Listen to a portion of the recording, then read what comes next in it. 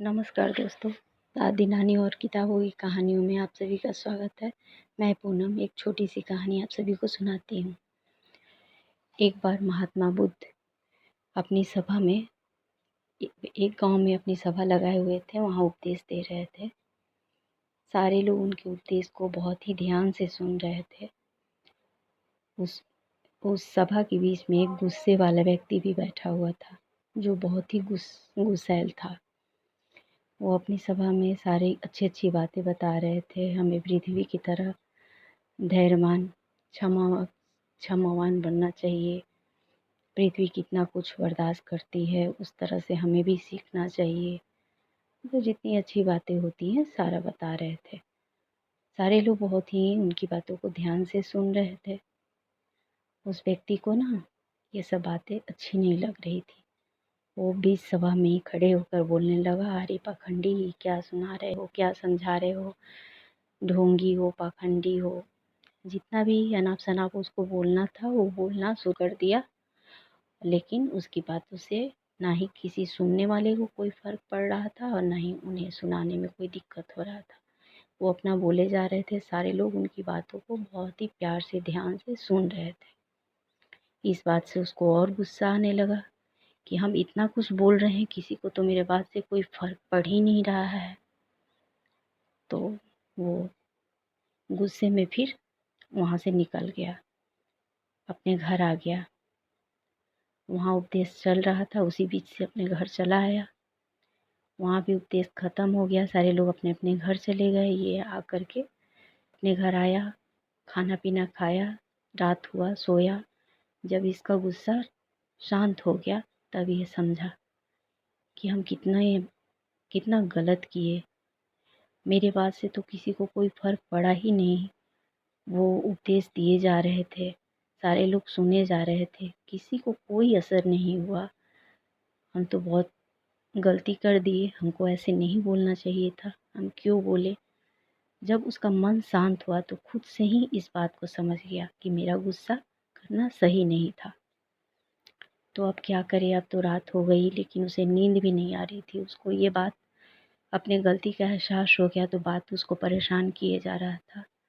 वो सोचने लगा कब सुबह हो, कैसे सुबह हो और हम अब उनसे मिलें और जाकर के माफ़ी मांगे।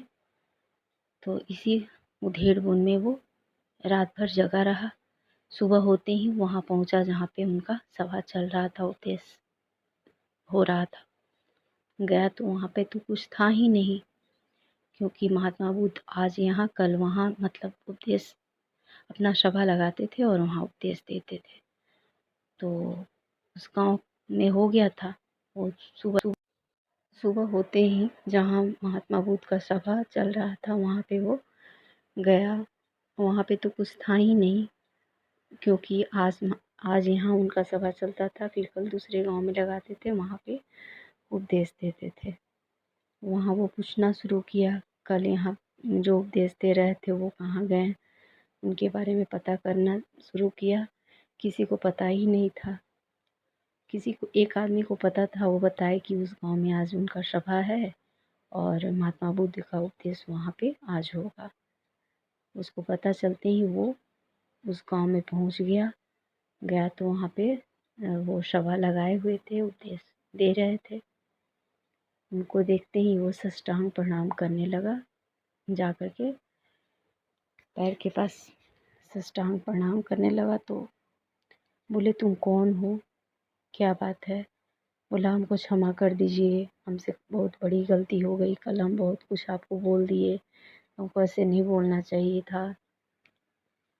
तो महात्मा बुद्ध बोले कि हमको तो, तुम कौन हो, क्या बोले, कब बोले, तुमको तो अपनी गलती का एहसास हो गया और तुम यहाँ तक आए, यही तुम्हारे लिए क्षमा है। क्षमा क्या करना है।